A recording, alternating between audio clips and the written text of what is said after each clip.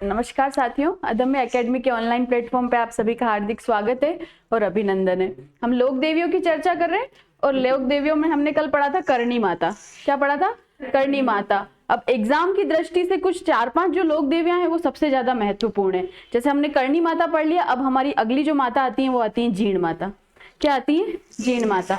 तो करणी माता जो है वो किसकी कुल देवी है? चारणों के, चारण जाति की क्या है? कुल देवी। और आराध्य देवी किसकी कही जाएंगी? बीकानेर के राठौड़ों की, बीकानेर के राठौड़ों की। अगली जो हमारी माता आती है वो आती है जीण माता। क्या आती है?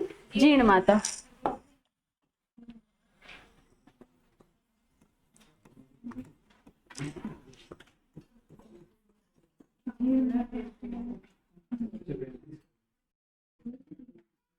देखो, जीण माता का जो मंदिर है वो तो है रेवासा सीकर के अंदर।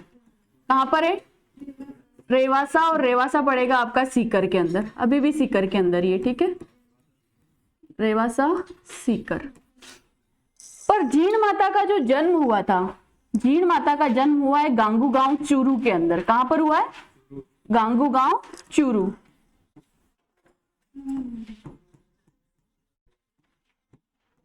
भाई जन्म चूरू में हुआ पर मंदिर रेवासा सीकर में कैसे बना? इसी के ऊपर हमारी लोक देवी जीण माता आधारित है। इसी के ऊपर हमारी लोक देवी कौन आधारित है? जीण माता। देखो, जीण माता के जो पिता का नाम है वो है गांगू सिंह। कौन है?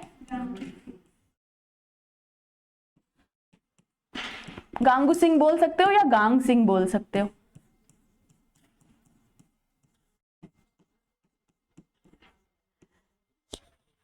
जीण माता के भाई का नाम है हर्ष।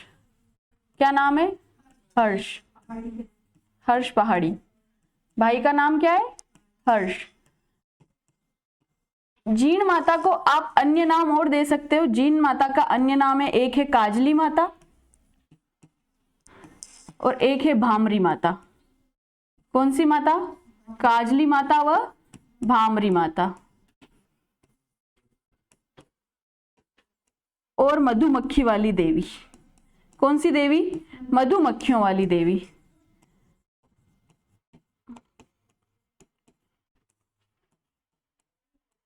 जीण माता का जो जन्म हुआ है वो हुआ है राजपूत जाति के अंदर। जाति क्या है इनकी? राजपूत। जाति क्या है इनकी? राजपूत। और इनका जो वंश है, इनका जो वंश है या शाखा है वो है चौहान। कौन है? चौहान।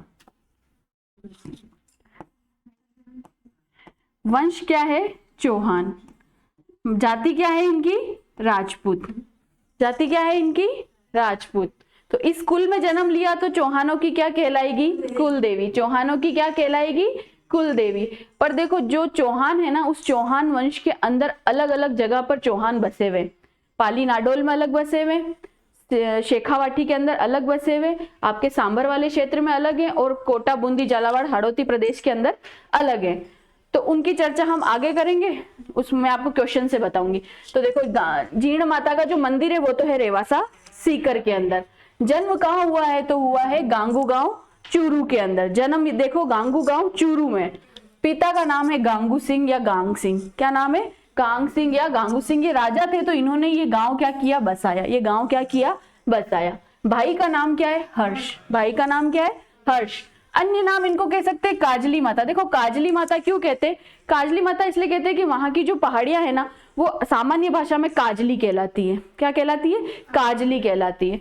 और क्या कहलाती है? तो आड़ा वाला पर्वत कहलाता है। आड़ा वाला का मतलब होता है कि जितनी भी पहाड़ियां हैं उन पहाड़ियों का इकट्ठा रूप, जितनी भी वहां पर पहाड़ियां हैं, पहाड़ियों का इकट्ठा रूप क्या कहलाता है? आड़ा वाला पर्वत। क्या कहलाता है? आड़ा वाला पर्वत। इनकी जो जाति है वो क्या है? राजपूत। वंश क्या है? चौहान। मैंने आपको बोला ये भ्रामरी माता या मधुमक्खियों वाली देवी है। ये भी एक कथा के आधार पर इनका नाम क्या रखा गया? भ्रामरी माता या मधुमक्खियों वाली देवी। अब देखो क्या होता है कि जीण माता की माता का नाम हमने इसके अंदर नहीं लिखा। क्यों नहीं लिखा? क्योंकि जीण माता की जो माता के नाम के इतिहास के अंदर कहीं पर भी प्रमाण नहीं मिलते हैं। क्यों नहीं मिलते हैं? क्योंकि जो उनके पिता हैं गांगू, उनकी जो पहली पत्नी थी, उनसे उनके क्या होता है? संतान की प्राप्ति नहीं होती। तो वो इस गांगू गांव से कहाँ जाते? रेवासा सीकर जाते हैं। कहाँ जाते हैं? रेवासा सीकर जाते हैं। जब वो रेवासा सीकर जाते हैं तो वहां पर जाकर देखते हैं वहां एक जोगी तालाब है। क्या है? जोगी तालाब, जहां पर आज वर्तमान के अंदर पांडवों की आदमकद प्रतिमा है। पांडवों की क्या है? आदमकद प्रतिमा। और क्या है? जहां पर पांडवों ने अपना अज्ञातवास बिताया, उस जगह पर, उस जोगी तालाब के पास में एक साधु क्या कर रहे होते हैं? तपस्या कर रहे होते हैं। जब वो तपस्या कर रहे होते हैं तो वो तपस्या में इतने लीन होते हैं कि उनके आसपास चारों तरफ क्या हो जाती है? खरपतवार हो जाती है। क्या हो जाती है? खरपतवार। वो खरपतवार को गांगू सिंह क्या करते हैं कि काट के साफ सफाई कर देते हैं। बढ़िया। वो साधु तपस्या में लीन है। तपस्या में लीन होने के बाद में जब वो अपनी तपस्या से जगते हैं और देखते हैं कि सारे आसपास जो है सारी झाड़ियां कटी हुई है, सारी खरपतवार कटी, ये सब कुछ साफ हो चुका है, तो वो गांगू सिंह से क्या हो जाते हैं? बहुत प्रभावित होते हैं और उनको अपने नजदीक बुलाते हैं। और नजदीक बुला के जब उनसे उनकी समस्या पूछते हैं तो बोलते हैं कि शादी के कई वर्षों के पश्चात भी मुझे संतान की प्राप्ति नहीं हुई है। तो वो उनको आशीर्वाद देते हैं कि तुम्हारे गांव पहुंचने से पहले तुम्हारा विवाह होगा और गांव जाने के बाद में तुम्हारे संतान भी होगी। जब वो वहां उस पहाड़ी से नीचे, जहां जोगी तालाब से जब नीचे उतर के आते हैं तो एक सरोवर होता है और उस सरोवर के अंदर एक उर्मिला या उर्वशी कह दो, मतलब भगवान की रचना है कि भगवान ने उनको उनके लिए भेजा है। तो उर्वशी कह सकते हो या उर्मिला कह सकते हो। एक महिला स्नान कर रही होती है और स्नान करते करते वो उस कुंड के अंदर क्या हो जाती है? डूब जाती है। तो गांगू सिंह जी उनको बाहर निकालते हैं और बाहर निकाल के पूछते हैं, विल यू मैरी मी? क्या पूछते हैं? Will you marry me? तो वो महिला क्या कहती है कि ठीक है, मैं आपसे शादी करूंगी पर एक शर्त पे करूंगी। क्या करूंगी?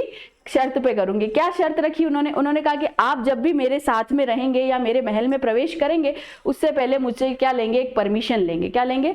परमिशन लेंगे। ठीक है भाई, वो उस शर्त को मान लेते। उनका विवाह हो जाता है। विवाह के कुछ वर्षों के बाद में उनको पुत्र की प्राप्ति होती है और पुत्र की प्राप्ति कई वर्षों के बाद होने के कारण वहां की जो सामान्य जनता है वो कहती है कि ये हर्ष या खुशी का माहौल है। हर्ष का मतलब क्या होता है? खुशी। इसलिए इनका नाम क्या पड़ा? हर्ष पड़ा। क्या पड़ा? हर्ष पड़ा। फिर थोड़े सालों के बाद में उनको जीण माता प्राप्त होती है। जीण माता का नाम जीण क्यों रखा गया? जीण का अर्थ होता है कि एकांत। जीण का अर्थ क्या होता है? एकांत। एकांत कैसे? उनकी जो पत्नी होती है, जो उर्मिला या उर्वशी होती है, वो उनको कहती है कि आपको जो संतान प्राप्ति का जो वरदान है वो एकांत में मिला है। कहां पर मिला है? एकांत के अंदर मिला है। तो इसलिए आप इनका नाम क्या रख दो? जीण रख दो। क्या रख दो? जीण रख दो। तो उनका नाम क्या रख दिया जाता है? जीण रख दिया जाता है। तो उनको पुत्र की प्राप्ति भी हो गई है और पुत्री की प्राप्ति भी हो गई है। हर्ष और जीण दोनों आपस में क्या है? भाई बहन है। धीरे धीरे समय बीतता है। समय बीतने पर क्या होता है कि उनके मन के अंदर कुछ विचार चलते हैं, गांगू सिंह जी के मन में, और विचार चलते हैं तो वो उस महल के अंदर बिना आज्ञा के ही क्या करते हैं? प्रवेश करते हैं। पर मैंने आपको बोला कि वो एक परी है, एक सुंदरी है, भगवान के द्वारा भेजी गई है, तो वो वापस वहां से क्या हो जाती है? गायब हो जाती है, क्योंकि वो बिना परमिशन के उस महल के अंदर प्रवेश कर लेते हैं। तो वो जो स्त्री है, जो उन बच्चों की माँ है, वो क्या कर लेती है? अपने आप को गायब कर लेती। गायब करने के बाद में गांगू सिंह जी क्या हो जाते हैं? परेशान हो जाते हैं। बच्चों का लालन पालन करना है, बच्चों को बड़ा करना है। बच्चों की उम्र ऐसी नहीं है कि उनका विवाह करा दिया जाए। ठीक है, तो जो हर्ष है, हर्ष का फिर थोड़े समय के बाद में क्या किया जाता है? विवाह कराया जाता है। और विवाह कराने के पश्चात गांगू सिंह जी की तो क्या हो जाती है? मृत्यु हो जाती है। गांगू सिंह जी की क्या होती है?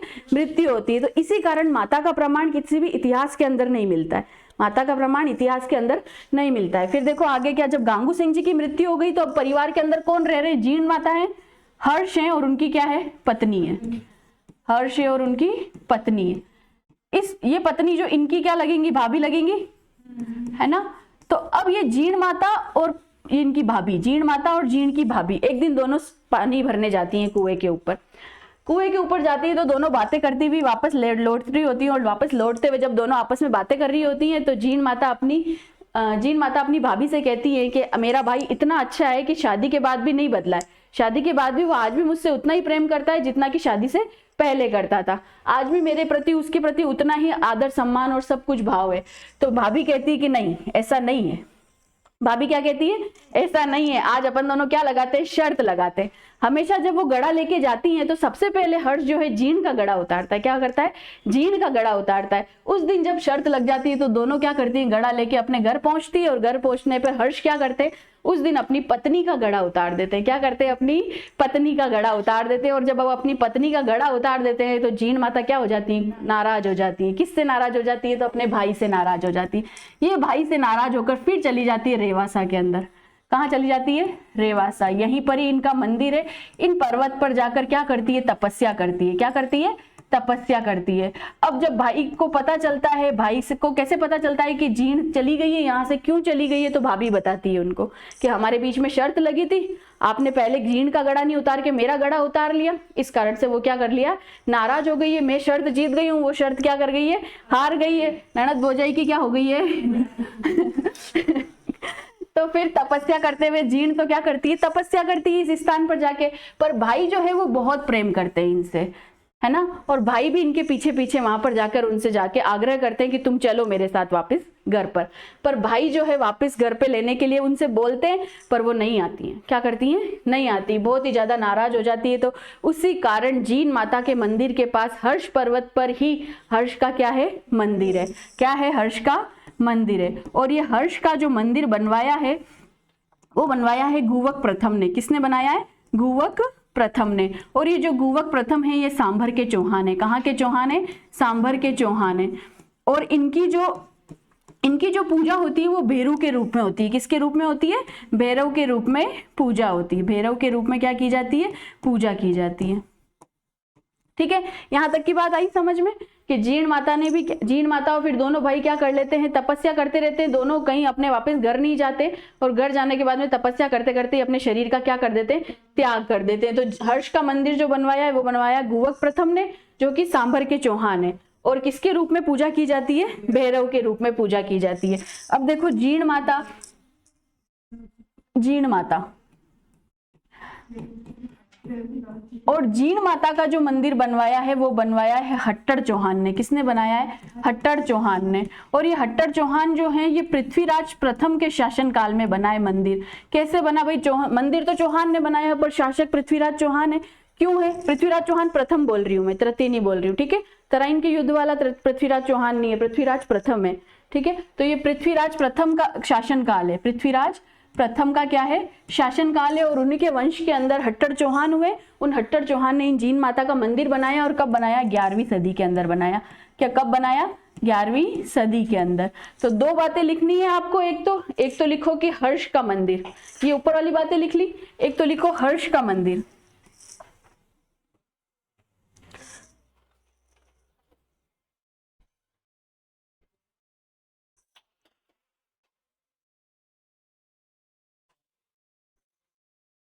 हर्ष का मंदिर है गुवक प्रथम। हर्ष का मंदिर क्या है, गुवक प्रथम। हाँ बनवाया, गुवक प्रथम ने क्या किया, बनवाया। ये जो है वो सांभर के चौहान है।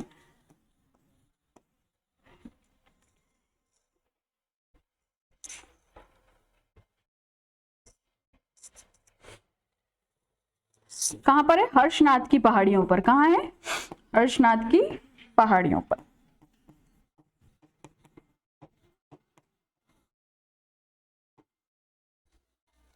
पूजा किसके रूप में, भैरव के रूप में पूजा, भैरव के रूप में पूजा, भैरव के रूप में क्या की जाती है, पूजा की जाती है।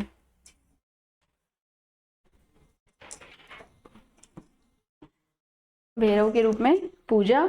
और कहाँ है ये मंदिर, तो हर्षनाथ की पहाड़ियों पर, हर्षनाथ की पहाड़ियों पर। लिख लिया। आगे देखो, आगे लिखो जीण माता। जीण माता का मंदिर बनाया हट्टर चौहान ने। मंदिर बना है पृथ्वीराज प्रथम के शासनकाल में, 11वीं सदी में। पृथ्वीराज प्रथम के शासनकाल में, पृथ्वीराज प्रथम के शासनकाल में।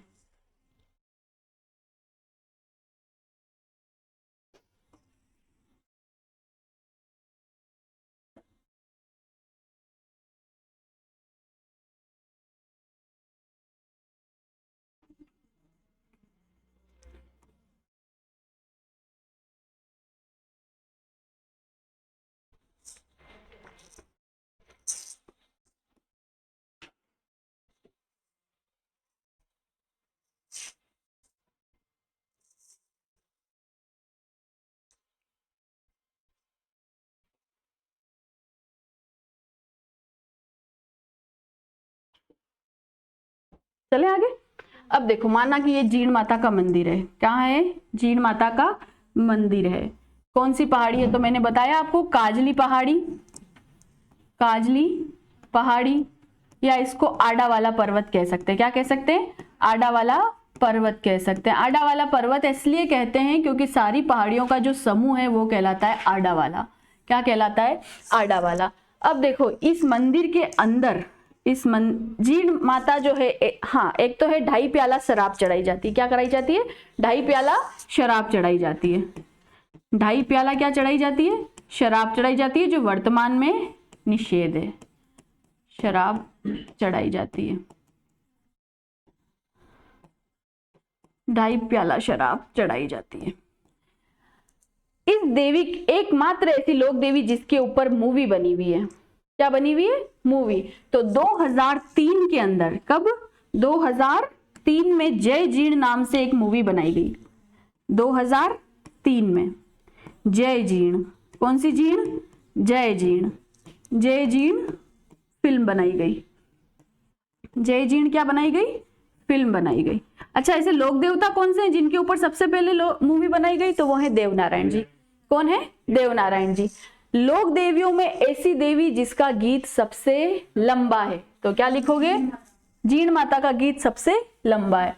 तो लोक साहित्य में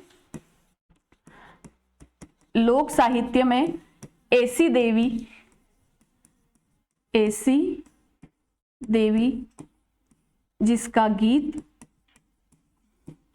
जिसका गीत सबसे लंबा है। सबसे क्या है? लंबा है। और देखो ये जो गीत गाया जाता है ये कण फटे साधुओं के द्वारा गाया जाता है, जिनके कान क्या होते हैं? फटे हुए होते हैं। कैसे गाते हैं? तो केसरिया रंग के वस्त्र पहन के डमरू और सारंगी वाद्य यंत्र की सहायता से गाए जाते हैं। सारंगी क्या होती है? जिसके अंदर 100 तार होते हैं। क्या होते हैं? 100 तार होते हैं। जैसे मैंने उस दिन आपको मूमल सॉन्ग बताया था, उसमें डापू खा मडाली जो बजा रहे हैं वो सारंगी है। क्या है? सारंगी है। लोक साहित्य के अंदर ऐसी देवी जिसका गीत सबसे लंबा है, और ये जो गीत गाते हैं वो कण फटे साधु गाते हैं। कौन गाते हैं? कण फटे साधुओं द्वारा केसरिया वस्त्र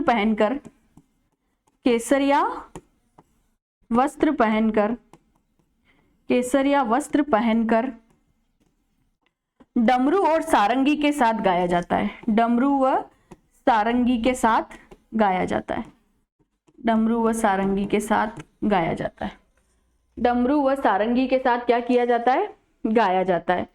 और क्या बात है इसकी? ये है ना मीणाओं की इष्ट देवी है। क्या है?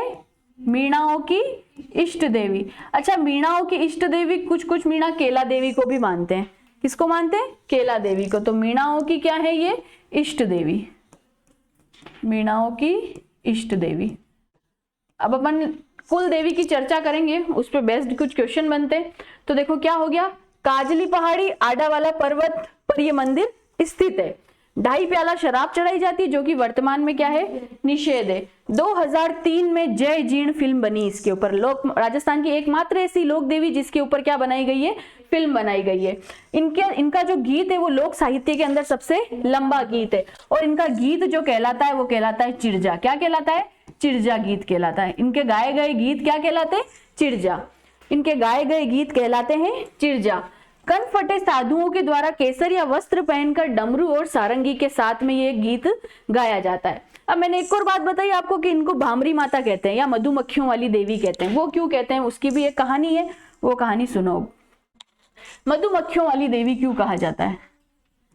मधुमक्खियों वाली देवी, आप सभी जानते हैं कि औरंगजेब जो था उसने मंदिर तोड़वाने के आदेश दिए थे। क्या दिए थे? मंदिर तोड़वाने के आदेश दिए थे। उसने एक लिस्ट तैयार करी, लिस्ट के अंदर नंबर आ गया जीर्ण माता का। किसका आ गया? जीर्ण माता का। भाई लिस्ट में नंबर किसका आया? जीर्ण माता का। औरंगजेब के सैनिक कहाँ आते हैं? रेवासा सीकर आते हैं। कहाँ आते हैं? रेवासा सीकर आते हैं। रेवासा सीकर आकर मंदिर को क्या करते हैं? तोड़ना प्रारंभ करते हैं। मंदिर को क्या करते हैं? तोड़ना प्रारंभ करते हैं। जब मंदिर को तोड़ना प्रारंभ करते हैं तो मधुमक्खियों का क्या होता है? आक्रमण होता है। मधुमक्खियों का क्या किया मधुमक्खियां क्या करती है? आक्रमण करती है। और ये जब मधुमक्खियां उन सैनिकों के ऊपर आक्रमण करती हैं, इतनी बुरी तरह से डंक मारती हैं कि उनको 2-2 किलोमीटर तक सूजा देती है। कितने किलोमीटर तक सूजा जाती है? 2-2 किलोमीटर तक वो सूज जाते हैं, और यहाँ से सूजते हुए सीधे दिल्ली पहुंच जाते हैं सैनिक। कहाँ पहुंच जाते हैं? दिल्ली। पर मधुमक्खियां इतनी खतरनाक है, दिल्ली तक उनका पीछा करती हैं। दिल्ली तक क्या करती है? उनका पीछा करती है। और दिल्ली में कौन बैठा है? राजा औरंगजेब। कौन बैठा है? औरंगजेब। अब औरंगजेब के शासन का मतलब औरंगजेब का जो सिंहासन है, उस सिंहासन के चारों ओर मधुमक्खियां क्या कर रही है? घूम रही। चारों ओर मधुमक्खियां क्या कर रही है? घूम रही है। औरंगजेब को पता चल जाता है कि अपन ने गलत देवी का मंदिर तोड़ाने के क्या दे दिए? आदेश दे दिए। और वहां पर ही वो प्रार्थना करते हैं कि हे जीर्ण, आप अपना ये जो रूप है इनको हमसे दूर करो। मैं आपके मंदिर के अंदर एक तो सोने का छत्र चढ़ाऊंगा और हर साल हर महीने 1.25 मण तेल चढ़ाऊंगा। क्या कराऊंगा? 1.25 मण तेल चढ़ाऊंगा। तो आज भी ऐसी एक लोक देवी जिसके लिए दिल्ली केंद्र सरकार के द्वारा जिसके मंदिर में तेल भेजा जाता है, तो वो कौन सी देवी है? जीर्ण माता। कौन सी देवी है? जीर्ण माता। यानी कि मोदी जी की भी Z+ सिक्योरिटी क्या हो सकती है? मतलब खतरे में आ सकती है। अगर यहाँ पर तेल नहीं भेजेंगे तो क्या करेंगे? तेल नहीं भेजेंगे तो मोदी जी की भी Z+ सिक्योरिटी क्या आ जाएगी? संकट में आ जाएगी। तो इसलिए आज भी ऐसी लोक देवी जिसके मंदिर में केंद्र सरकार के द्वारा 1.25 मण तेल भेजा था। 1.25 मण का मतलब क्या होता है? 50 किलो। क्या होता है? 50 किलो। 50 किलो तेल क्या किया जाता है? हर वक्त भेजा जाता है। इसलिए यहाँ पर अखंड ज्योत जलाई जाती है। क्या जलाई जाती है? अखंड ज्योत जलाई जाती है। समझ में आ गई कहानी कि मधुमक्खियों वाली देवी क्यों कहा जाता है? अब देखो, अब एग्जाम के अंदर सवाल आता है। मेरे सबसे पहले मैंने आपको बता दिया मीणाओं की तो क्या है? इष्ट देवी या आराध्य देवी। अब अपने बात करते हैं चौहानों की। किसकी बात करते हैं? चौहानों की। अगर एग्जाम के अंदर सवाल आता है कि चौहानों की कुल देवी, मैं 4 नाम लिखूंगी, उन 4 नाम से 4 तरह के चौहानों की कुल देवी बनेगी। ठीक है, तो सबसे पहले मैं लिख रही हूं शाकंभरी माता।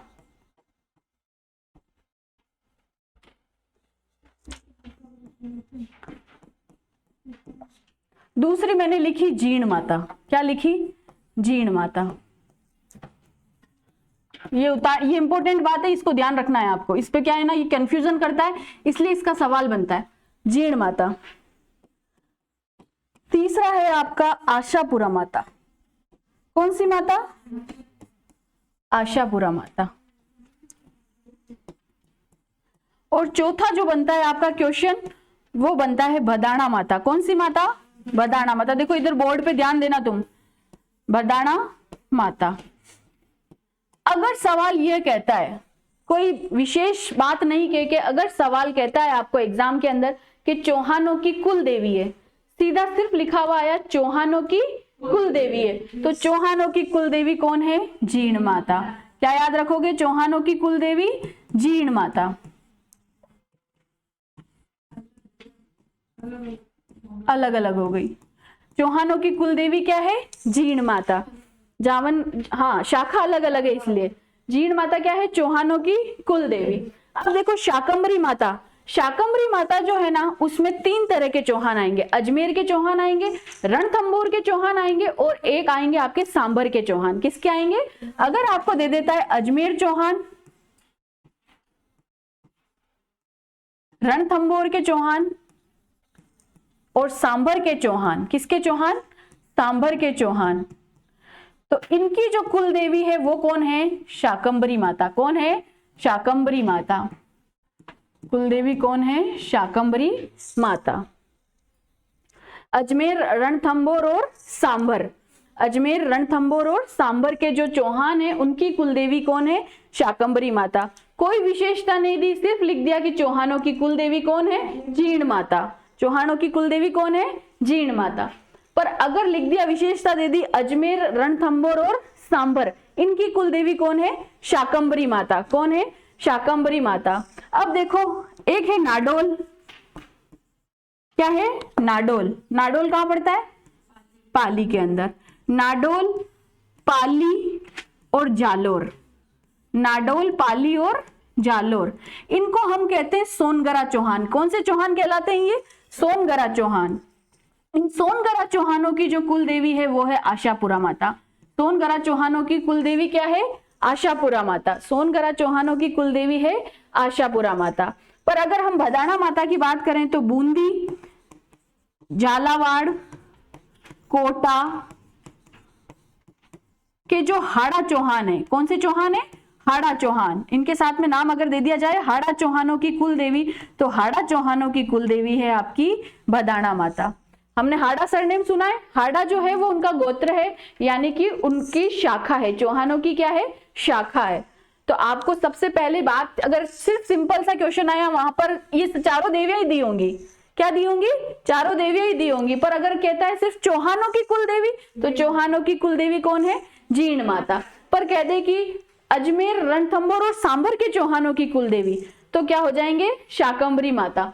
पर अगर नाडोल, पाली, जालोर या ऐसा कह दे सोनगरा चौहान, कौन से चौहान, सोनगरा चौहान, इन सोनगरा चौहानों की कुलदेवी कौन सी है, आशापुरा माता। और बूंदी, झालावाड़, कोटा, इनको हम हाड़ा चौहान बोलते हैं, और हाड़ा चौहानों की कुलदेवी है बदाणा माता। हाड़ा चौहानों की कुलदेवी कौन है, बदाणा माता। अब मैंने आपको मीणाओं की इष्ट देवी तो बोल दी कि जीण माता है, अगर चौहानों, सिर्फ चौहानों की आराध्य देवी या इष्ट देवी बोल दी जाए तो वो भी कौन है, जीण माता।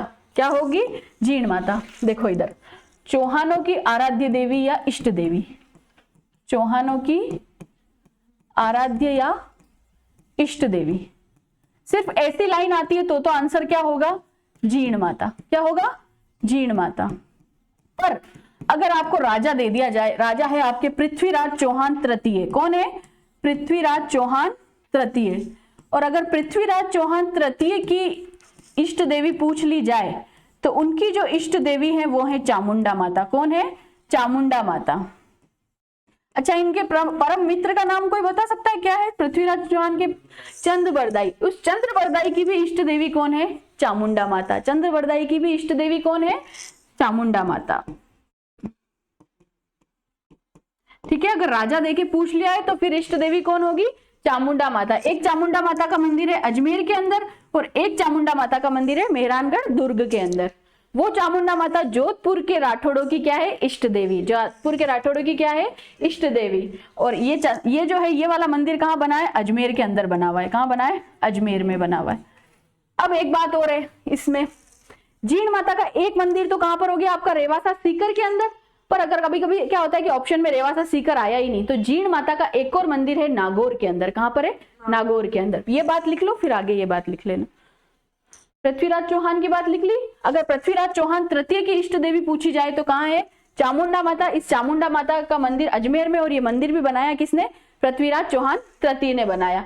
अब जीण माता का अन्य मंदिर है नागौर में। जीण माता का अन्य मंदिर है नागौर में। लिखो, जीण माता का एक और अन्य मंदिर है नागौर के अंदर। जीण माता का अन्य मंदिर है नागौर में। कहां है, नागौर के अंदर। जीण माता का एक और अन्य मंदिर है नागौर में। चले, तो जीण माता तो हो गई कंप्लीट। अब अपन आगे चलते हैं, आगे चलते हैं अपन शीतला माता पे। कहां चलते हैं, शीतला माता पे। हाँ, चाकसू अभी भी जयपुर के अंदर ही है। ठीक है, देखो, एक शीतला माता है और एक शीला देवी है, दोनों में कंफ्यूज नहीं होना है, दोनों ही जयपुर के अंदर। शीला देवी जो है वो आपके आमेर के दुर्ग में है। कहां पर है, आमेर के दुर्ग में। और शीतला माता जो है वो चाकसू जयपुर के अंदर है। कहां पर है, चाकसू जयपुर के अंदर। शीतला माता का जो मंदिर है वो है चाकसू जयपुर के अंदर। चाकसू, और चाकसू पड़ता है आपका जयपुर में। अब इस मंदिर का निर्माण किसने कराया, तो इस मंदिर का निर्माण कराया माधो सिंह प्रथम ने। किसने कराया, माधो सिंह प्रथम ने। इस मंदिर का निर्माण कराया है माधो सिंह प्रथम ने। ठीक है, शीला देवी और शीतला माता दोनों में कंफ्यूज नहीं होना है। शीला देवी का मंदिर है आमेर के दुर्ग में, शीतला माता का मंदिर है चाकसू जयपुर के अंदर। निर्माण किसने कराया, माधो सिंह प्रथम ने। आगे बात करते हैं भाई, इस देवी का जो सवारी है वो क्या है, सवारी क्या है, गधा। क्या है, गधा। आगे देखो, इस जाति के जो पुजारी, मतलब इस माता के जो पुजारी हैं वो क्या है, कुम्हार। कौन है, कुम्हार जाति के कौन है, पुजारी होते हैं। इन माता का प्रतीक क्या है, इन माता का प्रतीक एक तो है मिट्टी का बर्तन। क्या है, मिट्टी का बर्तन, मिट्टी का बर्तन। और मिट्टी का बर्तन नहीं हो ऑप्शन के अंदर तो आप जाएंगे दीपक पर दीपक कैसा होता है, बिना जलावा। कैसा, बिना जलावा। शीतला माता के मंदिर में दीपक नहीं जलाते हैं। हम जब थाली तैयार करते हैं शीतला माता की तो क्या करते हैं कि उसके अंदर दीपक और अगरबत्ती रख के तो ले जाते हैं, पर माचिस कभी रख के नहीं ले जाते। लड़कियों को तो पता होगा, लड़के तो सिर्फ खाना ही खाते हैं उस दिन, तो लड़कों को तो पता नहीं होगा। तो प्रतीक क्या है, मिट्टी का बर्तन है और दीपक है। मिट्टी का बर्तन और क्या है, दीपक। अब इस देवी को और क्या कहते हैं? इस देवी को कहते हैं, अपन कहते हैं एक तो बांसोड़िया की देवी। कौन सी देवी? बांसोड़िया देवी। बांसोड़िया देवी क्यों कहा जाता है? क्योंकि इससे एक दिन पूर्व तो क्या किया जाता है? खाना बनाया जाता है, और खाना बनाने के बाद में अगले दिन इसका क्या किया जाता है? देवी को भोग लगाया जाता है। बासी भोजन का क्या करते हैं अपन? भोग लगाते हैं। इसी कारण क्या कहलाती है? बांसोड़िया देवी। एक होता है बच्चों की संरक्षिका देवी। बच्चों की संरक्षिका। बच्चों की संरक्षिका इसलिए कहते हैं क्योंकि जो बच्चों को बचपन में बोधरी निकलती है, माताजी निकलते हैं, उन माताजी जब निकलते, क्योंकि हमारे माताजी को क्या होता है? कष्ट होता है। उन कष्ट होने के कारण ही शरीर के ऊपर क्या निकलते हैं? बोधरी निकलते हैं या माताजी निकलते हैं। तो बच्चों की क्या है? संरक्षिका देवी। बच्चों की क्या है? संरक्षिका देवी, या इनको चेचक की देवी भी कहा सकते हैं। क्या कह सकते हैं? चेचक की देवी। चेचक की देवी भी इनको कह सकते हैं।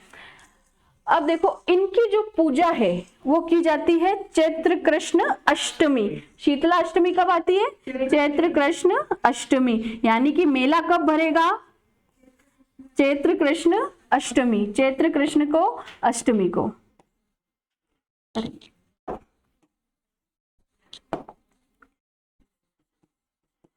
शीतला अष्टमी, और मेला भरता है चैत्र कृष्ण अष्टमी। चैत्र कृष्ण अष्टमी।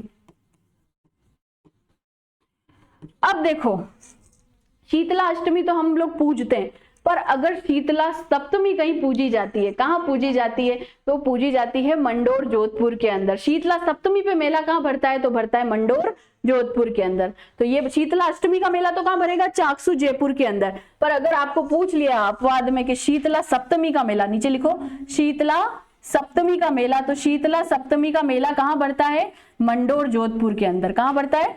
मंडोर। और मंडोर कहाँ पड़ता है?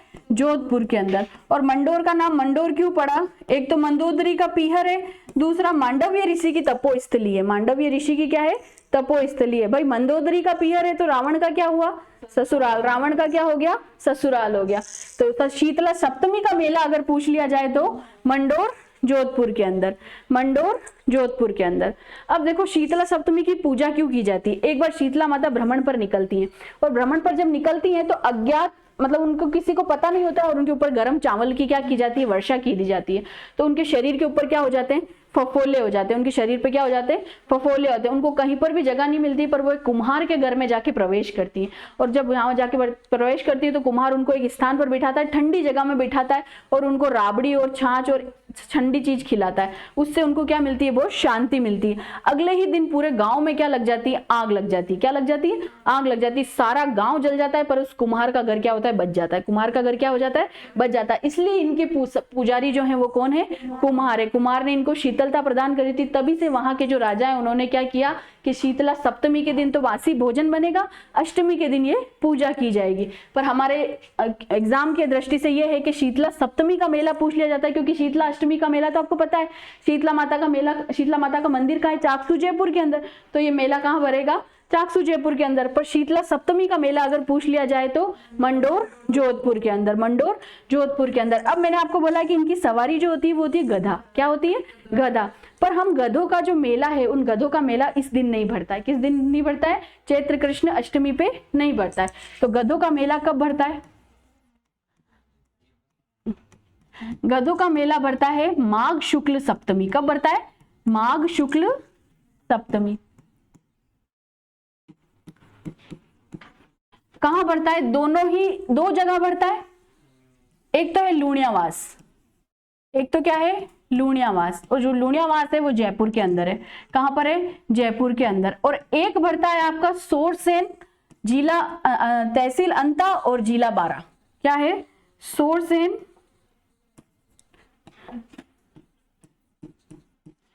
सोरसेन, तहसील है अंता, तहसील क्या है? अंता, जिला बारा। जिला क्या है?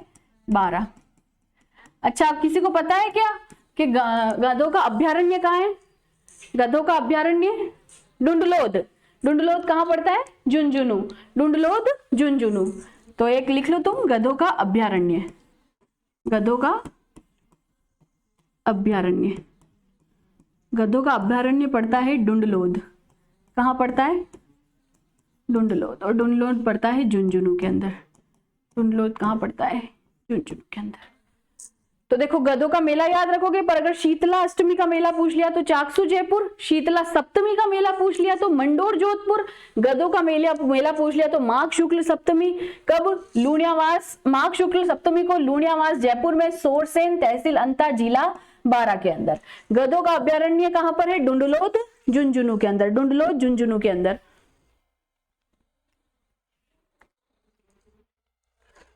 अब मैंने आपको, जैसे हमको पता है कि करणी माता का एक मंदिर तो कहाँ है? बीकानेर में, एक मंदिर हमारे उदयपुर। जीण माता का एक मंदिर रेवासा सीकर में, एक मंदिर कहाँ है? नागौर के अंदर। शीतला माता का एक प्राचीन मंदिर है, वो प्राचीन मंदिर है गोगुंदा उदयपुर के अंदर। कहाँ पर है? गोगुंदा उदयपुर। तो शीतला माता का एक और मंदिर कहाँ पर है? शीतला माता का प्राचीन मंदिर, शीतला माता का प्राचीन मंदिर वो है गोगुंदा उदयपुर के अंदर। कहाँ पर है? गोगुंदा उदयपुर के अंदर। अच्छा, जीण माता में तुमने लिख लिया ना, वो औरंगजेब ने मतलब सोने का छत्र चढ़ाया था, लिख लिया ना तुमने? नहीं लिखा? शीतला माता का प्राचीन मंदिर कहाँ है? गोगुंदा उदयपुर के अंदर। तो इससे आगे की चर्चा फिर नेक्स्ट क्लास में करते हैं ना।